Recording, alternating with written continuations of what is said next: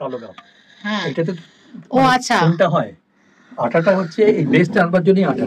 আচ্ছা এই আটা ছাড়া অন্য কিছু হবে না ও কোনো কিছুতেই। মানে মানে এই যেহেতু এই গাবটা নেই, গাবটা নেই, সেই কারণে পাখোয়াজের এই যে বেসটা ছিল যেটা, এটা হয়ে গেল, ওইটার জন্য বেসটা এলো।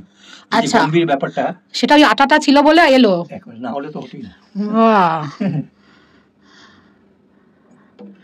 এর আটা লাগানোর আবার অনেক সিস্টেম আছে, সেগুলো মানে মোটামুটি যারা রেগুলার পাখোয়াজ বাজায় বা যারা পাখোয়াজিস্ট তারাই জানে যে এই আটাটা লাগাতে গেলে কিছু জিনিস শিখতে হয়। সেটা হলো যে স্কেল আন্দাজে পাখোয়াজের আটা লাগাতে হয়।